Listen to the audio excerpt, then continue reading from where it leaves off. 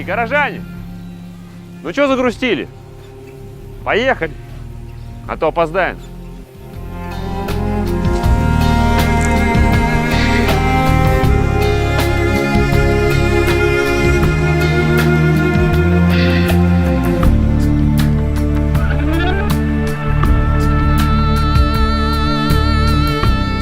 Нас четверо, и прямо сейчас, пересекая Горный Алтай, мы движемся по Чуйскому тракту в сторону монгольской границы. Если вы спросите, зачем мы туда едем, то, наверное, ясности в наших объяснениях будет не так много. Однако точно можно сказать, пожалуй, о двух вещах. Во-первых, мы едем к шаману, а во-вторых, нам нужны ответы.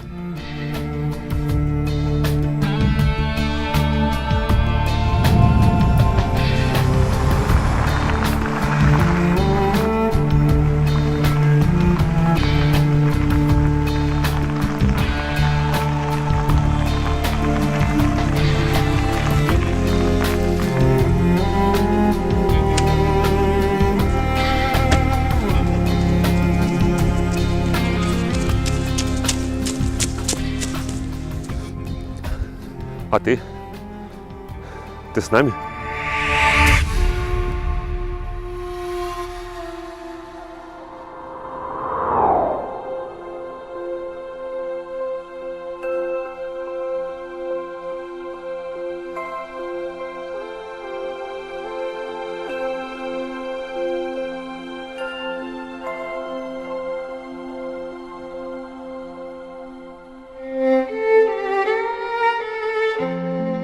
Интересно, в какой момент человек перестает удивляться и радоваться самым простым вещам?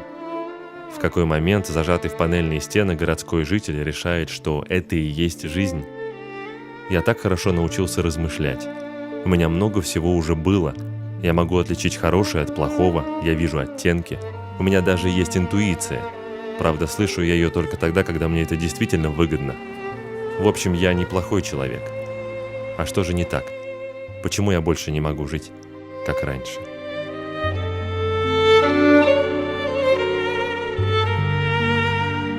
Не все люди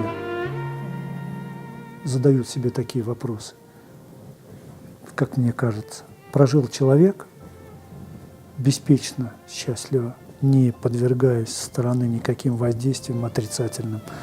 Он может себе такой вопрос в жизни и не поставить. До смертного одра дойдет, в таком состоянии умрет. Такой вопрос, как чаще всего, человек ставит, когда сталкивается с определенной ситуацией жизненной. Ну, трудной, тяжелой.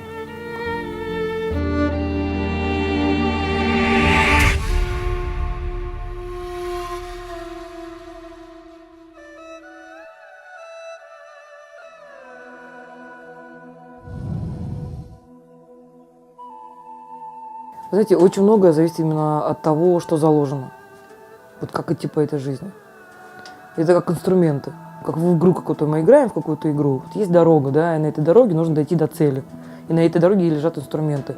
Вот кому-то этих инструментов дано 10, если он все возьмет, то он до цели дойдет прям на 100%. Да? А кому-то дано там 2 инструмента. И если он даже эти 2 инструмента не возьмет, то тогда ему будет очень тяжело, он приходит к какому-то очень плачевному результату.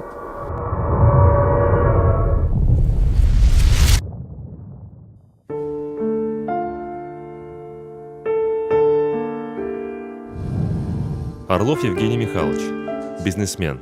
Более 5 лет он борется с тяжелым онкологическим заболеванием. Позади множество медицинских процедур, лечения за границей, но, как мне кажется, самое главное, что произошло в жизни этого человека, это мощная трансформация сознания. В голове появились такие мысли и вопросы, каких раньше быть просто не могло. Ну, я стал не то что чувствовать, да, и не скажу, что понимать, но где-то подспудно, да, вот у меня зародилась такая не мысль, а и неуверенность, но что-то такое есть, что зависит вот исход там, болезни, там, ну вот в моем случае, да, болезни, не только вот усилий врачей, но и вот участие в этом самого страдающего, так скажем.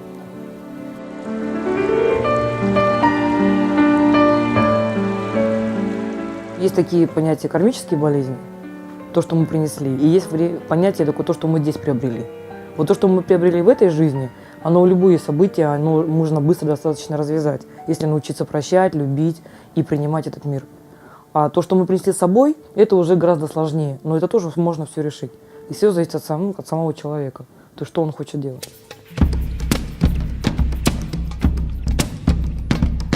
Кто-то теряет здоровье, кто-то деньги. Иногда человек просто без всяких, казалось бы, видимых причин резко меняет свой курс. По большому счету не важно, кто вас укусил. Важно, что вы после этого будете делать, какие вопросы себе зададите.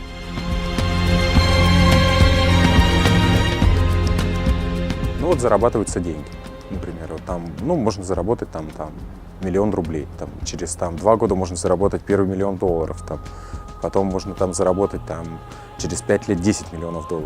А что дальше? Пришло время взрослеть.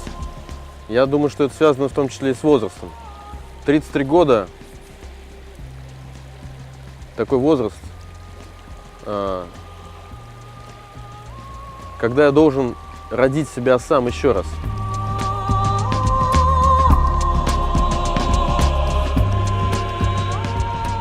Почему именно меня Всевышний поставил в такую ситуацию?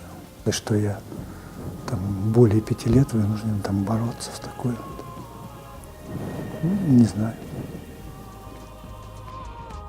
Душа хочет пробиться и хочет сказать человеку, что, знаешь, может быть, ты не тот, кто ты думаешь.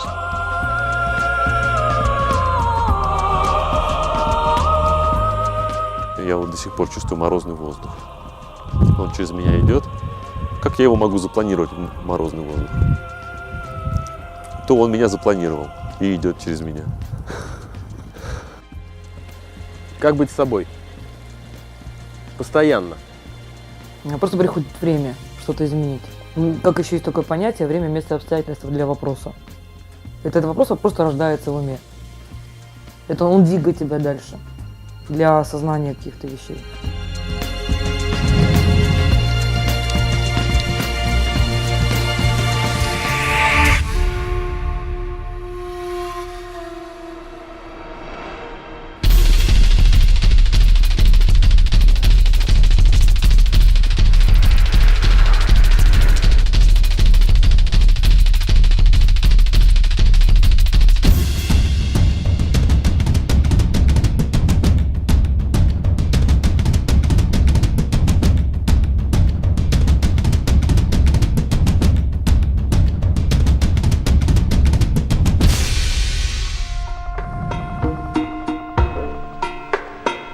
Горный Алтай – одно из самых чистых и загадочных мест на планете Земля.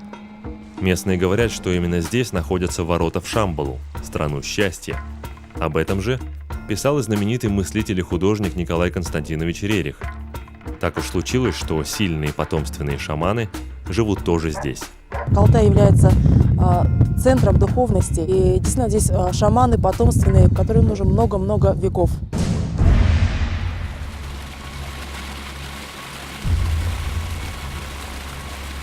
У каждого места есть своя природа, какое-то предназначение.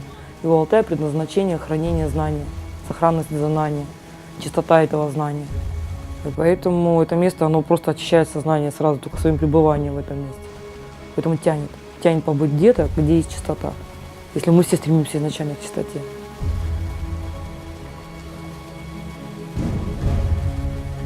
Для того, чтобы разобраться в своей жизни, не обязательно ехать на Алтай к шаману.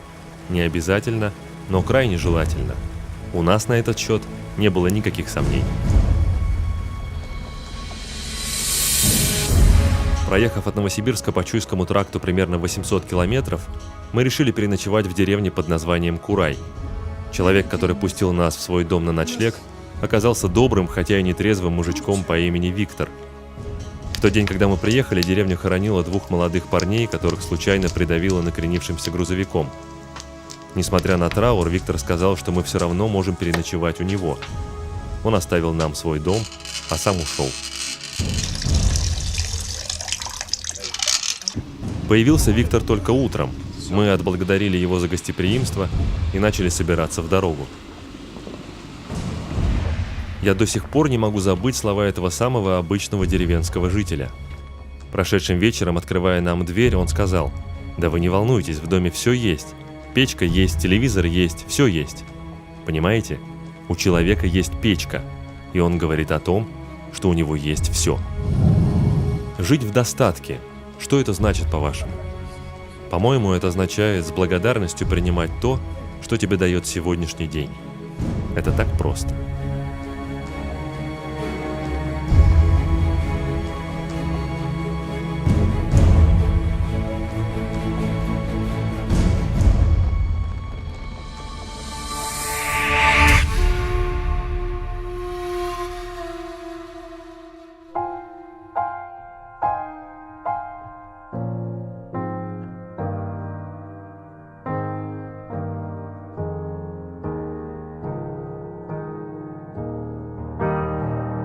Вот вы живете прямо напротив шамана, его Валерий зовут. Вы его знаете, конечно же. Знаю. А много народу приезжает? Приезжайте. Много приезжайте.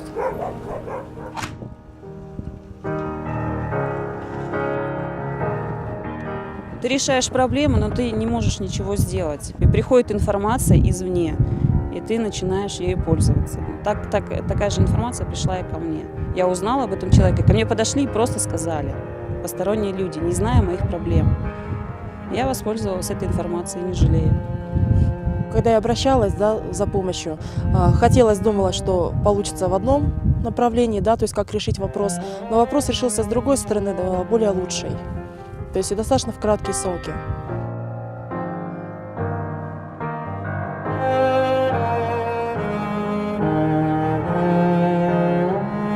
А вы сами-то были у него? Нет, не было. Не верите? Ну, так, верить-то верить, нет. Должен вас огорчить, но в нашем фильме вы не увидите шамана. Вы даже не услышите его голоса. Все наши просьбы дать хоть какое-нибудь интервью закончились спокойным, но уверенным отказом. Шаман сказал, что не может участвовать в съемках, потому что будет сильно болеть после этого. Однако мы очень хотим рассказать вам про этого человека. Человек ли это? Вот. Он видит какие-то такие процессы, которые скрыты от глаз простого человека, кто залипает в материальное, кто там во всякие эмоции, вот в это все. Он как-то выше этого. Если мы говорим, что мы связаны с природой, то это человек, который проводник. Такой хороший проводник, который владеет силами природы и помогает человеку выстроиться именно в эту силу. И по роду, и по отношению там, с теми же травами, там, с деревьями, там, с луной, там, со всеми процессами, что есть. Именно он слушает себя очень хорошо, он очень хорошо себя слышит. Четочки свои перебирает, у него такая трубка, он ее курит. Так смотрит на костер. Но самое главное, что я увидел в нем какую-то неподдельность, что ли. Потому что я видел много всяких шаманов, на самом деле, и целителей.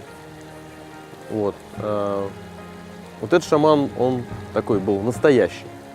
И это на самом деле очень сильный человек. Вот реально сильный. И сила определяется не тем, что тебя выносит сразу за дверь от его энергии, а сила определяется покоем в уме. Представьте себе, что напротив вас сидит человек, который и есть вы, только без единого искажения.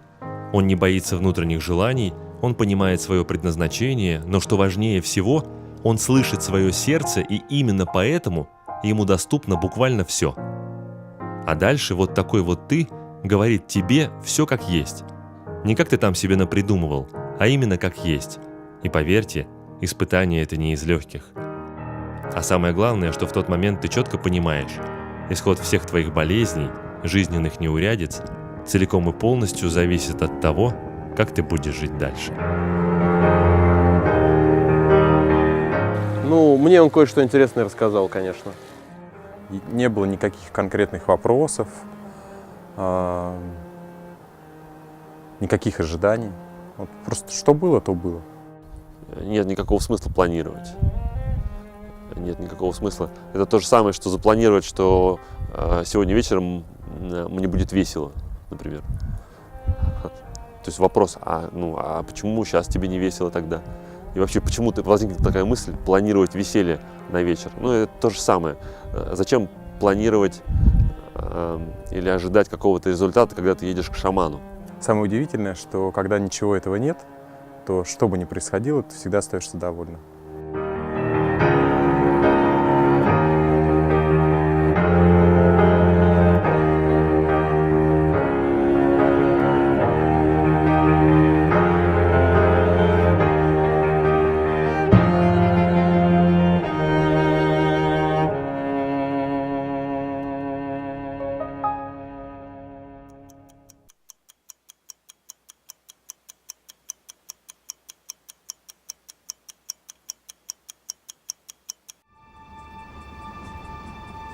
Мы возвращались домой, но порядка в голове было немного.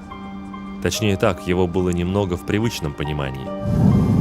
Среднестатистический человек так устроен, что ему просто необходимо все расставить по местам. Если удается как-то классифицировать возникшую ситуацию, назвать ее, скажем, плохой или хорошей, то на душе становится легче. Сложность заключается в том, что понятия «хорошо» и «плохо» такие абстрактные. Рассмотрим пример. Это Рика, она музыкант и художник, а это ее волшебный маркер. Представьте себе, что вы выиграли в лотерею 1 000 000 рублей. Вы, конечно же, обрадовались и тут же сказали, что вам повезло. Это хорошо. Не теряя времени даром, вы решаете купить новый автомобиль.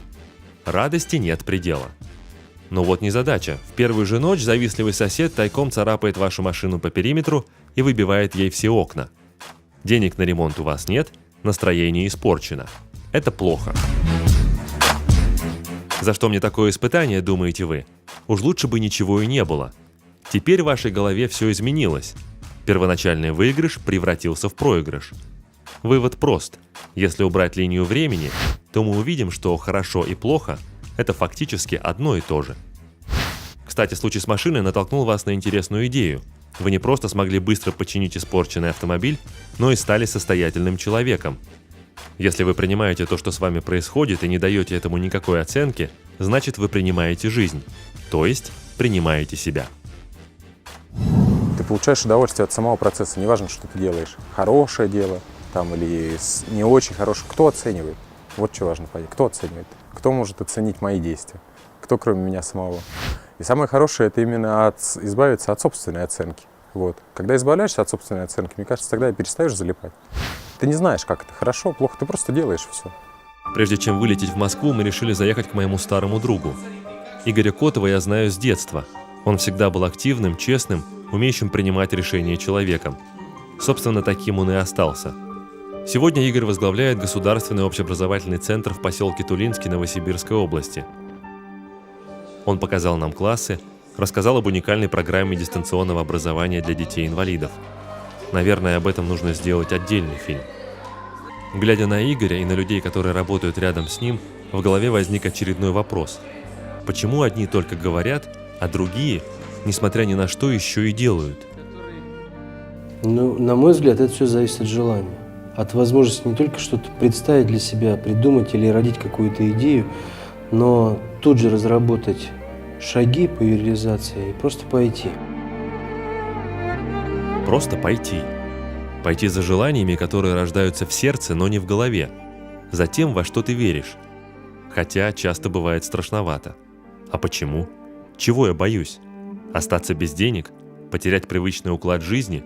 Что меня с такой силой тормозит? Из-за страхов менять что-либо, потому что на самом деле глобально придется менять что-либо. Очень серьезно. Это такой страх, который, в общем-то, осознанно не управляем, наверное, поэтому он и не осознается как страх. Структура психики, да, как ее вот эго называет, которая стремится остаться в домике и не вылезать из него, и она начинает запугивать и говорить, там снаружи страшно, не ходи туда. И в какой-то момент она может возобладать над человеком, он не пойдет, не хочет изменений, он думает, а вдруг будет дальше еще хуже. Нет свободы внутренней, нет сдачи внутренней, ответственности, мы не хотим брать, перекладываем на другого. Это тоже один из уровней эго, то, что мешает быть самим собой. Что мешает пойти на улицу и просто танцевать? Эго, представление. Что мешает выступать перед аудиторией? Эго, это представление какое-то, как обо мне подумают. И вот эти представления, в общем-то, и формируют жизнь человека. Мое эго, мое «я». С одной стороны, оно дает мне защиту, помогает почувствовать пространство. С другой, если оно нездорово, то я вообще перестаю считать себя частью этого мира, становлюсь большим и неприступным. Во всех своих неудачах начинаю винить окружающих, а сам придумываю такие лабиринты, что сразу и не выберешься. Но ведь я не всегда был таким.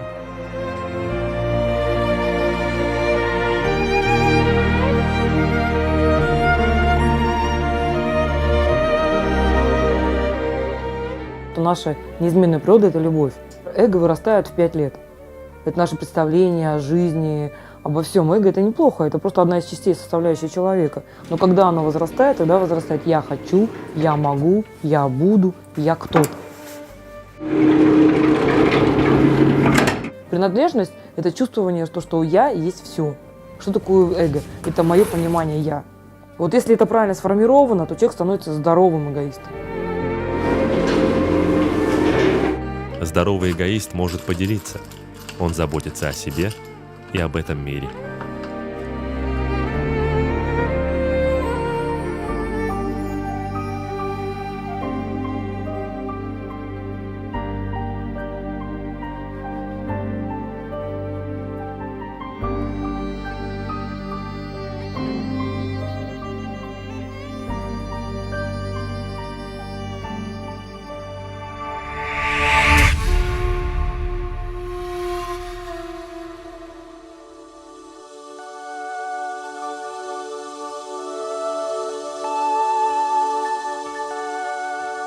Во Вселенной есть знание о том, что баланс в природе нарушен и что он будет восстановлен.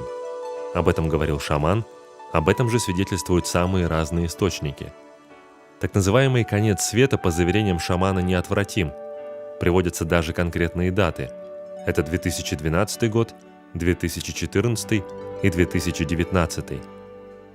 Кто-то из вас, возможно, испугается, кто-то подумает, что это полная чушь, а вот одна моя подруга озвучила такую мысль. И что же получается, если конец света близок, то все, что я делаю, не имеет никакого смысла? Все же умрут. И вот, как мне кажется, это очень важный момент. Получается, что многие из нас вообще не собираются умирать. Мы почему-то твердо убеждены в том, что сегодняшний день может быть каким угодно, но только не последним. Интересно, а откуда такая уверенность? Конец света. 2012 год. Да с чего мы решили, что доживем до него? Я не хочу никого пугать, но согласитесь, такое отношение к жизни делает нас ограниченными и пустыми. Я легко могу наступить на горло своим желанием. Я могу обидеться или разозлиться. Я могу сказать другому, что я тебя ненавижу и никогда не прощу. На все это у меня есть время. Я человек, у которого впереди целая вечность. Какая глупость. Я всегда говорил, что такие два важных события в жизни человека, как смерть и рождение, они просто так не происходят. Но после сегодняшней ночи я понял, что это два совершенно обычных события в жизни человека. И они происходят постоянно. Это просто одно из событий жизни. Поэтому смерть как глобальная составляющая, она не для меня она как бы не существует. Во всем есть своя красота, там, в младенчестве, там, в детстве, в зрелости, в старости. И в смерти тоже наверняка своя красота. То, что любой конец – это начало чего-то нового. А смерть – это не что иное, как продолжение дальше нашей жизни. Вот это мне так кажется. Это какое-то промежуточное состояние, естественное, без осознания, без личности, вот то, к чему люди стремятся при жизни достичь. А при смерти это все получают рано или поздно.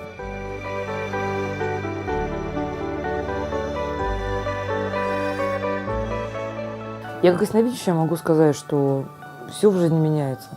И даже по поводу своей смерти и жизни, сколько я буду жить, я тоже не знаю. Это равно там 50 на 50. Есть часть знания открытого, есть часть знания закрытого. И также в судьбе любого человека. По большому счету, это жизнь наша. Потому что мы всегда умираем. Без этого нет жизни вообще, без смерти. Вот на эту тему у меня был давным-давно, около 10 лет назад, сон.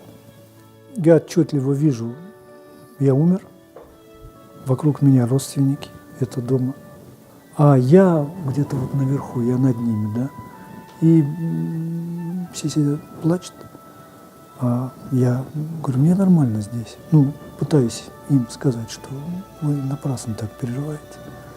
Вот, мне здесь комфортно, мне хорошо.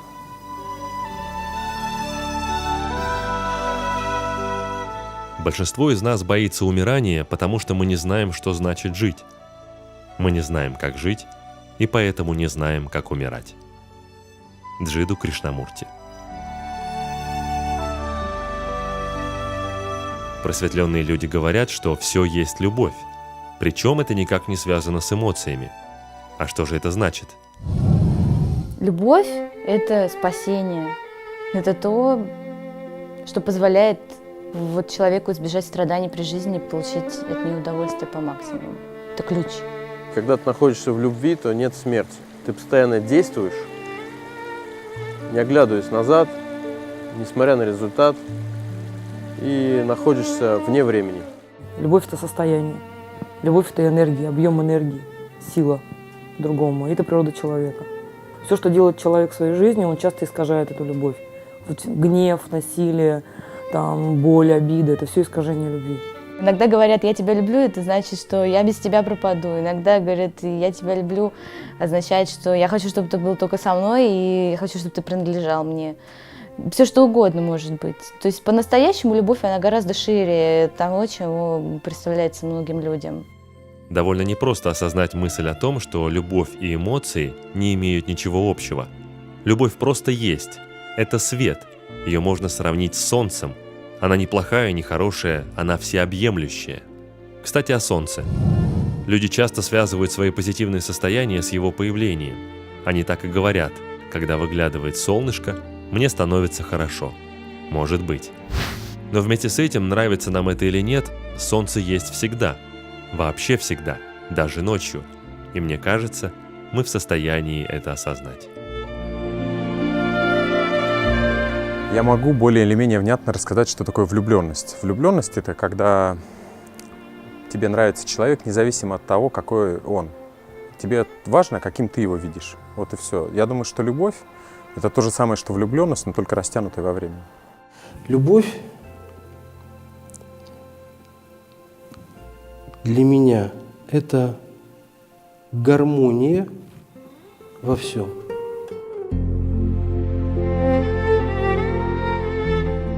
Желание, удовлетворенное или неудовлетворенное, приносит разочарование. Такова природа желания. Любовь невозможно получить, просто желая ее, потому что она и есть прекращение желаний. Шри Шри Рави Шанкар.